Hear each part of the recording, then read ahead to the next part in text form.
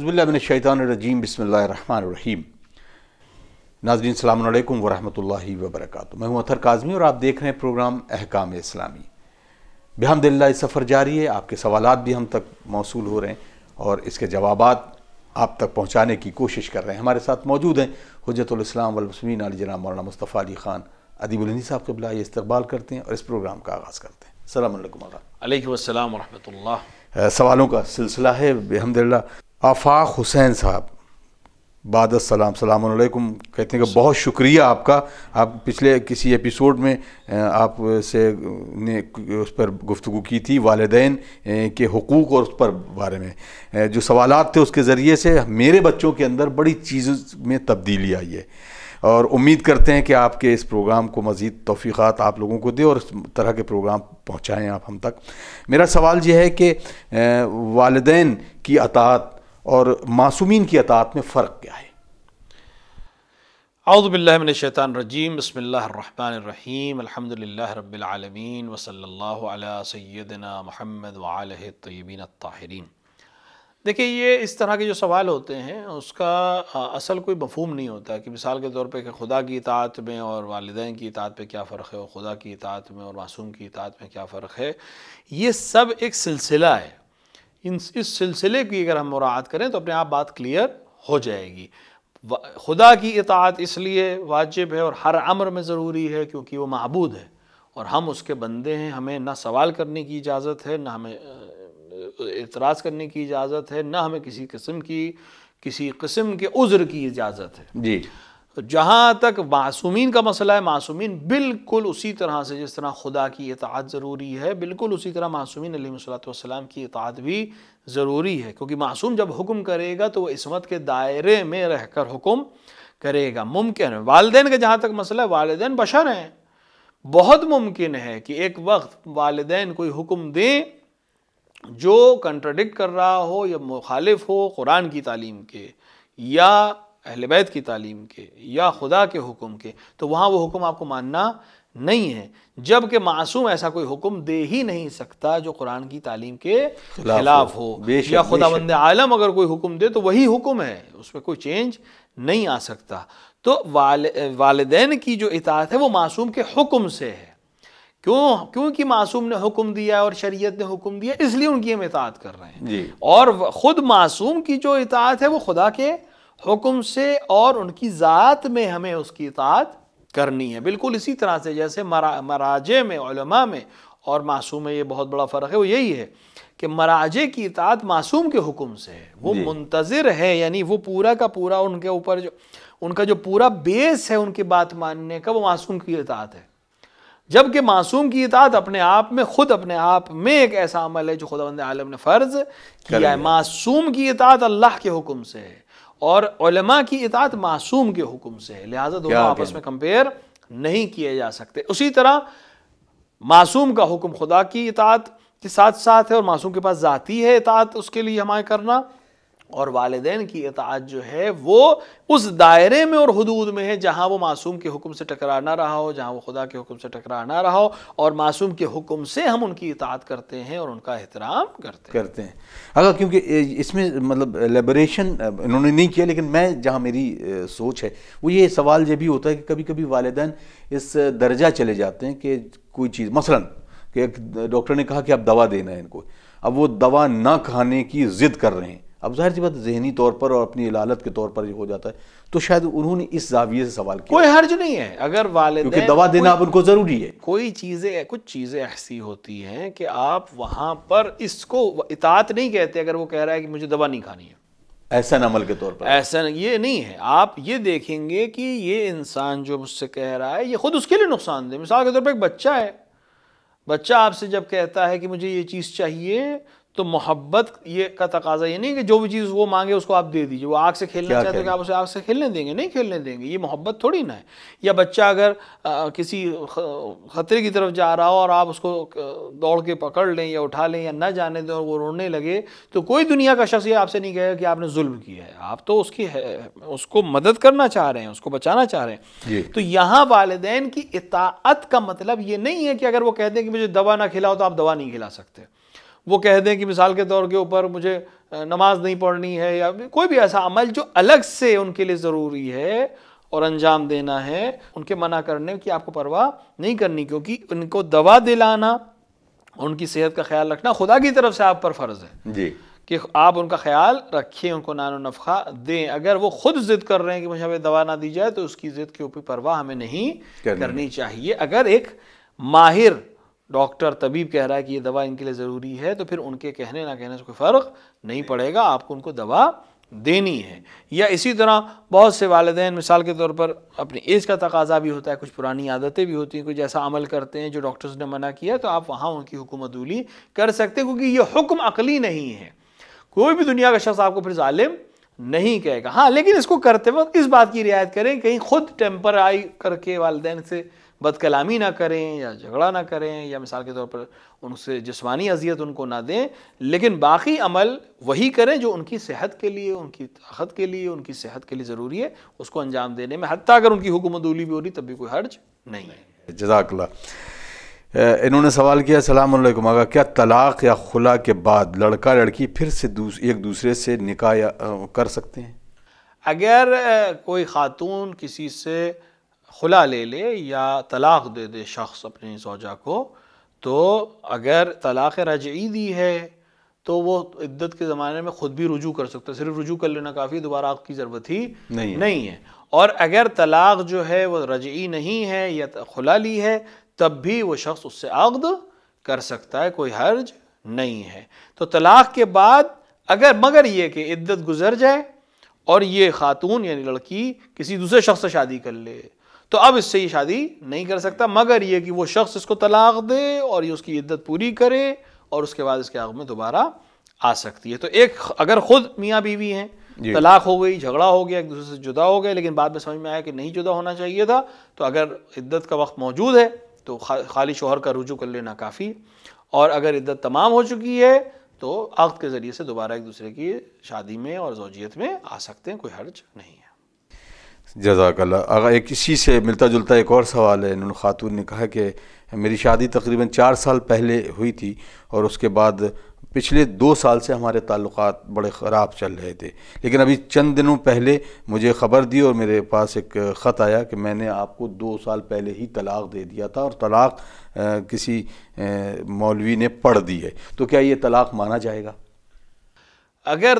طلاق شوہر اعلان کر دے خاتون کو کہ اس کو طلاق دے دی ہے تو طلاق بالکل جائز ہے، کیونکہ طلاق ایقاع ہے اور طلاق میں خاتون کی مرضی ہونا ضروری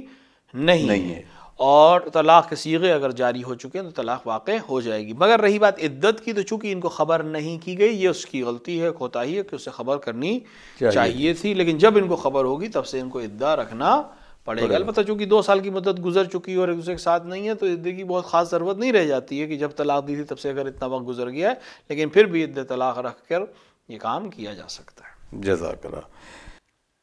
نماز پڑھنے کے دوران کیا سلام کا جواب دے سکتے ہیں؟ سلام کا جواب ہر حال میں واجب ہے جی، حتیٰ اگر انسان نماز پڑھ رہا ہو، اگر کوئی شخص اسے سلام کرے تو اس کے اوپر جواب دینا واجب ہے۔ صرف فرق اتنا ہے کہ اگر حالت نماز میں ہو اور کوئی شخص اس نمازی کو سلام کرے تو جواب میں وہی کلمات دہرائے جائیں گے جو اس شخص نے کہے ہوں۔ مثلا اس نے کہا السلام علیکم تو نمازی بھی کہے گا السلام علیکم،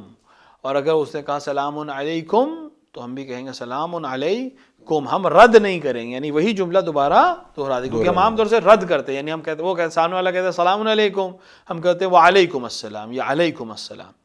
یا علیک السلام، تو ہم علیک السلام نہیں کہیں گے، ہم سلام کو ہی مقدم رکھیں گے، جیسے سلام علیکم یا السلام علیکم۔ دوسرا مسئلہ یہاں یہ ہے کہ اگر مثال کے طور پہ ایک شخص آیا، اس نے مسجد میں جماعت کو سلام کیا، جی، کچھ لوگ نماز پڑھ رہے تھے اور کچھ لوگ نماز نہیں پڑھ رہے تھے، تو جو نہیں پڑھ رہے تھے انہوں نے اگر جواب دے دیا تو نمازیوں پر کوئی چیز رہے نہیں جاتی ہے۔ یا کبھی کبھی ایسا ہوتا ہے کہ جو شخص آیا کمرے میں داخل ہو، اس نے دیکھا ہی نہیں کہ آپ نماز پڑھ رہے ہیں اور سلام کر لیا، اگر کمرے میں کسی نے بھی جواب دے دیا تو پھر آپ کو جواب دینے کی ضرورت نہیں ہے۔ لیکن ایک دفعہ کہ آپ اکیلے ہیں گھر میں یا شخص نے آپ کو ہی سلام کیا نام لے کر تو پھر جواب دیں گے، اور لیکن جواب میں وہی کلمات دہرائیں گے جو اس نے سلام کہتے وقت کہے ہوں، بس وہی کلمات دہرائیں گے۔ جزاک اللہ۔ اگر اب اس میں میرا سوال بھی ہے کہ اکثر کھانا کھاتے وقت بچپنے میں سنا ہے کہ کسی نے سلام کیا تو اس کو والدین یا کچھ بزرگ ڈانٹ دیتے تھے کہ کھانا کھاتے وقت سلام نہیں کرنا چاہیے، تو اس کے بارے میں بھی ذرا وہ سلام کسی وقت بھی کیا جا سکتا ہے، مثال کیونکہ مستحب ہے کہ انسان جب داخل ہو، کسی جماعت پر داخل ہو، کسی گھر میں داخل ہو تو سلام کرے، تو سلام کرنے کی تو کوئی مناہی ہے ہی نہیں، صرف یہ کہ اگر دیکھ لائے کہ نماز پڑھ رہا ہے کوئی انسان تو انتظار کر لے، لیکن ایک دفعہ اس نے دیکھا ہی نہیں کہ نماز پڑھ رہا ہے سلام کر لیا، کوئی مسئلہ نہیں ہے۔ اسی طرح اگر کھانا کھا رہے ہیں اور آپ داخل ہوں تو سلام کرنے میں کوئی حرج نہیں، اور جواب سلام دینے میں بھی کوئی حرج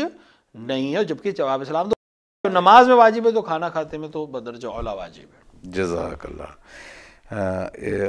صاحب نے السلام علیکم، میں آیت اللہ سید علی حسین سیستانی کے تقلید کرتی ہوں، میرا سوال یہ ہے کہ کیا بہن کا لڑکا محرم ہے اور اس سے مصافحہ لے سکتے ہیں؟ پلیز اس کا جواب ریفرنس کے ساتھ دیں۔ جب آپ کسی مرجع کے مقلد ہیں تو پھر ریفرنس کی ضرورت نہیں، اس کا کہہ دینا ہی کافی ہوتا ہے۔ اور جہاں تک خالہ کی بات ہے، جو بہن کا لڑکا ہے تو وہ خاتون جو ہے وہ خالہ ہوئی لڑکے کی، وہ قرآن نے خالہ کو اور پھوپھی کو محرم قرار دیا ہے۔ سورہ نساء میں آیت موجود ہے کہ تمہاری خالائیں، تمہاری پھوپھیاں تمہارے لیے محرم ہیں، لہٰذا یہ شخص جو ہے ان کے لیے محرم ہے، ہاتھ اور مصافحہ بھی کر سکتا ہے، کوئی حرج نہیں ہے۔ جزاک اللہ۔ ایک اور سوال ہے انہوں نے کیا، میں پرائیویٹ جاب کرتا ہوں اور میرا باس 10 محرم کو شاپ بند نہیں کرتا اور نہ چھٹی دیتا ہے، جبکہ میں نے اس سے کہا ہے کہ 10 محرم کو ہمارے یہاں کاروبار کرنا منع ہے، تو اس کے لیے وہ اب مجھے کیا کرنا ہے؟ کیا مجھے جانا چاہیے جاب پر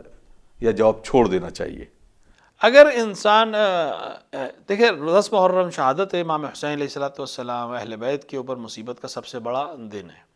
اور اس دن جو منع کی گئی ہیں چیزیں، وہ کاروبار کرنے کو منع نہیں کیا گیا ہے، اپنے گھر میں کھانے کو ذخیرہ کرنا، اپنے آپ کو دنیا کی معاملات میں پھنسانا، یہ منع ہے جی۔ اور بہتر یہ کہ انسان عزاداری کرے یا سید الشہداء کی مجالس میں شرکت کرے تاکہ اس کو احساس، اپنے غم کا احساس کر سکے اور احساس دلا سکے اور اظہار کر سکے۔ لیکن مثال کے طور پر ان شخص کی طرح اور بھی بہت سے لوگ ہوں گے دنیا میں جو ایسی کسی کمپنی میں کام کر رہے ہو یا شخص کے پاس کام کر رہے ہوں گے جس کا محرم سے کوئی ربط نہیں ہے، یا کام اس کا ایسا ہے کہ اس کو چھٹی نہیں دی جا سکتی ہے، تو وہ جہاں رہ رہا ہے وہیں اپنے عمل کے دوران اگر امام حسین علیہ السلام کو یاد کرتا رہے تب بھی کوئی حرج نہیں ہے۔ ہاں اگر ان کے لیے امکان میں ہو کہ یہ اپنے جاب بدل سکتے ہوں، کوئی اور کاروبار کر سکتے ہوں تاکہ یہ محرم میں امام حسین کی عزاداری کر سکیں تو اس میں بھی کوئی حرج نہیں ہے۔ لیکن مثال کے طور کے اوپر ابھی جابز نہیں مل پا رہی ہیں، سختیاں ہیں، پریشانیاں ہیں، یہ ایک اچھی جاب ملی ہوئی ہے تو صرف اس کو چھوڑے نہیں، امام حسین علیہ السلام سب کو جاننے والے اور سب کو سمجھنے والے ہیں، جہاں ہیں جس طرح سے بھی ممکن ہے غم منانے، یہی ان کے لیے کافی ہے۔ جزاک اللہ۔ ایک صاحب نے سوال کیا، کیا غیر مسلم لڑکی سے نکاح کر سکتے ہیں؟ انہوں نے ایلیبریٹ نہیں کیا کہ وہ کون غیر مسلم ہو سکتا ہے۔ اگر غیر مسلمان خاتون سے مراد اہل کتاب خاتون ہے، جی، یعنی یہودی، مسیحی یا زرتشتی، اسے ہم مجوسی کہتے ہیں، اگر ان تین میں سے کوئی ہے تو اس سے عقد کیا جا سکتا ہے۔ لیکن اگر ان تین کے علاوہ کوئی غیر مسلمان ہے جس کو ہم کفار کہتے ہیں، کفار غیر کتابی، جی، ان سے عقد نہیں کیا جا سکتا، نہ دائم، نہ موقتاً، نہ مطاع کیا جا سکتا ہے، نہ ہی عقد نکاح جس کو ہم دائم کہتے ہیں نہیں کیا جا سکتا۔ برعکس تو بالکل ہی نہیں کیا جا سکتا، یعنی ایک خاتون جو ہے، ایک مسلمان خاتون مومنہ جو ہے وہ کتابی لڑکے سے یا کفار سے عقد کرنا چاہے تو یہ تو بالکل ہی جائز نہیں ہے، لیکن اگر مسلمان لڑکا کرسچن لڑکی سے عقد کرنا چاہے تو کر سکتا ہے، اسی طرح اگر مسلمان لڑکا یہودی لڑکی سے عقد کرنا چاہے کر سکتا ہے، مسلمان لڑکا زرتشتی مجوسی لڑکی سے عقد کرنا چاہے کر سکتا ہے، لیکن کافر سے عقد نہیں ہو سکتا مگر یہ کہ وہ کوئی ایک دین، یعنی ان اہل کتاب میں سے کوئی دین یا اسلام کو اختیار کرے۔ اگر وہ جو لوگ بالکل لادین ہیں جسے ایتھیسٹ کہتے ہیں تو ان کے بارے میں پھر کیا حکم؟ وہی کافر کے حکم میں، کافر صرف مراد وہ نہیں ہے جو بت پرستی کرتا ہو، جو بھی خداوند عالم کے انکار کرے وہ کافر ہے، اور اس کے لیے بھی وہی حکم ہے جو کفار کا حکم ہے۔ ٹھیک ہے۔ السلام علیکم، میرا سوال یہ ہے کہ کیا اپنی بیوی کی بہن یعنی سالی سے نکاح کر سکتے ہیں؟ ظفر علی صاحب پنجاب سے سوال کرتے ہیں۔ ایک وقت میں، یعنی جس وقت انسان کسی خاتون سے عقد میں ہے اس وقت اس کی سگی بہن کو عقد میں نہیں لے سکتا ہے۔ لہٰذا اگر زوجہ کا انتقال ہو چکا ہے یا خدا نہ کردہ طلاق دی جا چکی ہے، تب تو اپنی زوجہ کی بہن سے، جو ہمارے آپ کی اردو زبان میں سالی کہلاتی ہے، اس سے عقد کر سکتا ہے۔ لیکن اگر زوجہ موجود ہے، عقد میں موجود ہے، آپ کی زوجہ ہے، تو اس کی بہن سے آپ کے لیے نامحرم ہے اولاً، اور دوسرا اس سے عقد نہیں کیا جا سکتا۔ یہاں پہ اس کی بھی تاکید کر دیں کہ جو بہت سے بر صغیر کے اندر دیگر قوموں کی وجہ سے یہ چیزیں آئی ہوئی ہیں کہ مثال کے طور پر زوجہ کی بہن سے مذاق کرنا یا بیہودہ مذاق کرنا، یہ بالکل شرعاً جائز نہیں ہے، اور اس کو مختلف چیزوں سے، جو القابات سے جو یاد کیا جاتا ہے، وہ بھی جائز نہیں ہے۔ ہاں ساتھ میں بیٹھنا اس طرح سے کہ حجاب کی رعایت ہو، ایک دوسرے کے ساتھ بات کرنا، اس میں کوئی حرج نہیں ہے، لیکن وہ آپ کے لیے محرم بالکل نہیں ہے، اور عقد میں بھی نہیں آ سکتی جب تک زوجہ آپ کی عقد میں موجود ہے۔ جزاک اللہ۔ اب کیونکہ ہاں یہ آپ نے ایک اچھا موضوع بھی دیا، یہ سوال میرا بھی ہے میری طرف سے کہ اکثر کر کے اس طرح کے رشتے جو ہوتے ہیں، خصوصاً بھاوج ہے یا سالی ہے یا اور دیگر جو اس طرح کے رشتے ہوتے ہیں، اور وہ میل فیمیل کے اس میں وہ ڈسکرمنیشن کے ساتھ نہیں بلکہ اس پہ مذاق بڑے عجیب عجیب سے کیے جاتے ہیں، تو اس پر کتنی احتیاط برتنے کے لیے بولا گیا ہے شریعت میں؟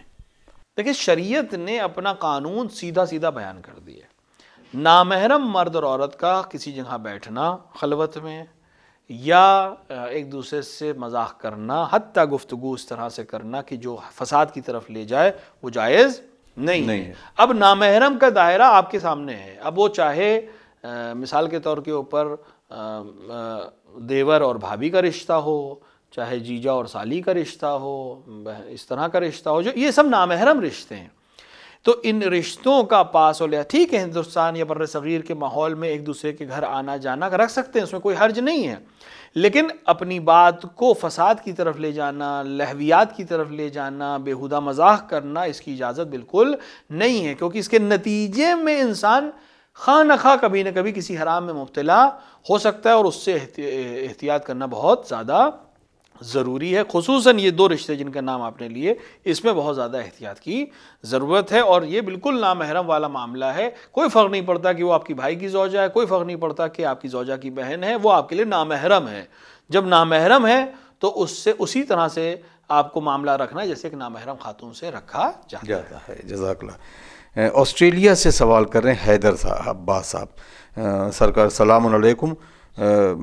میرے یہاں یعنی آسٹریلیا میں جو کیپسول ملتی ہے وہ کہا یہ جاتا ہے کہ خنزیر کی چربی سے بنائی جاتی ہے، اور اکثر کر کے جب بھی کوئی ڈاکٹر دوا پرسکرائب کرتا ہے تو اس کیپسول کو لکھتا ہے، تو میرے لیے کیا حکم ہے کہ اس طرح کے کیپسول کو کھانا چاہیے یا نہیں؟ اگر دوا لکھنے والا حاذق ہے اور اس دوا کا اگر اولاً تو یقین ہونا چاہیے کہ اس کے اندر مثال کے طور پر خنزیر کی چربی ملی ہے، صرف گمان کے اوپر کوئی فائدہ نہیں ہے، یقین ہونا چاہیے۔ اگر یقین ہو جائے کہ اس کے اندر میتا ہے یا خنزیر کی چربی ہے یا کوئی ایسی چیز ہے جو حرام ہے، تو اس سے اجتناب کرنا چاہیے، اور یہ یاد رکھیں کہ حرام میں خدا نے شفا رکھی ہی نہیں ہے، لہٰذا اس میں شفا نہیں ہو سکتی، حتماً اس کا نعم البدل کوئی ضرور ہوگا، اور اس کے ذریعے سے اپنا علاج کریں۔ جزاک اللہ۔ یہ تاریخ سے ایک صاحب نے ڈڈ دا پروفٹ نیم ابو حکم بائی ابو جہل، تو اس کے بارے میں بتا دیجیے۔ بالکل، رسول اکرم صلی اللہ علیہ وآلہ وسلم نے یہ ابو جہل کا جو اصل نام تھا وہ ابو حکم تھا۔ جی، ابو حکم یعنی کنیت تھی، اس کو پکارا جاتا تھا ابو حکم۔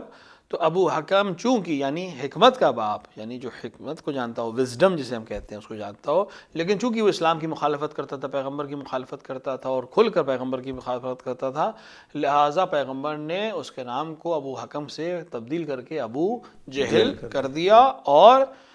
وہ اسلام کی دشمنی پہ ہمیشہ اڑا رہا، یہاں تک کہ جنگ بدر میں قتل کیا گیا، اور اپنے تمام اعمال کے ساتھ بارگاہ خداوندی میں جا کر جواب دے گا۔ تو مطلب یہ تو آج کے لیے بھی آئینہ ہو گیا کہ رسول اللہ نے اگر کسی ابو الحکم کو ابو جہل کہہ دیا تو آنے والے وقت کا کوئی بھی ہوگا وہ ابو جہل ہوگا۔ بالکل، ہر وہ شخص جو رسول کی مخالفت کرے، چاہے اس کا نام کتنا ہی اچھا ہو، گھوم پھر کے بات وہی پہنچے گی کہ وہ اپنے اسم کے اوپر عمل کرنے والا نہیں ہے۔ لیکن چونکہ رسول نے خود اس شخص کا نام بدلا ہے، تو یہ ایک تاریخ کی خاص بات ہے کہ خود رسول اکرم نے اس کا نام بدل کر اس کو ابو جہل کہا۔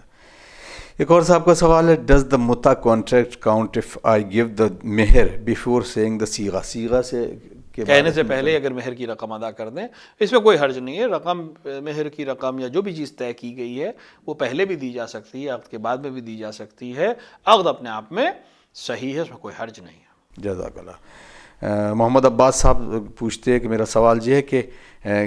کیتھیٹر لگا ہو تو کیا اس میں نماز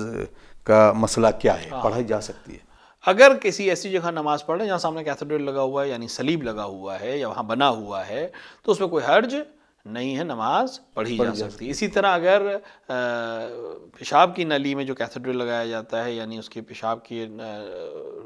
مثانے سے آسانی سے نکل جائے, تب بھی وہ نماز پڑھ سکتا ہے. اگر پاک کر سکتا ہے اس حصے کو, کیونکہ پانی لگانا جائے وہاں پہ مشکل ہوگا اس وقت, تو ویسے بھی نماز پڑھ سکتا ہے, کوئی حرج نہیں ہے. اگر ہم بات کرتے ہیں جب اس طرح کے سوالات جو آتے ہیں خاص طور سے بیماری کی حالت میں اور نماز کے سلسلے سے, تو عمومی طور پہ ہم کس طرح سے دیکھیں؟ جیسے مثلا انسان بیٹھ نہیں پا رہا ہے اور ایک رکعت اس نے کھڑے ہو کے پڑھ لی ہے, اب اس کی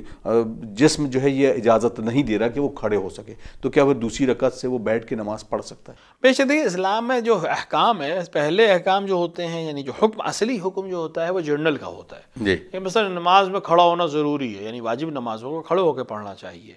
لیکن اگر انسان کھڑا نہیں ہو سکتا کسی وجہ سے, تو آٹومیٹکلی وہ حکم تبدیل ہو جائے کہ پھر بیٹھ کے نماز پڑھے یا سہارے سے نماز پڑھے. ایک دھیرے دھیرے اسٹیپ پہ نیچے آئیں گے.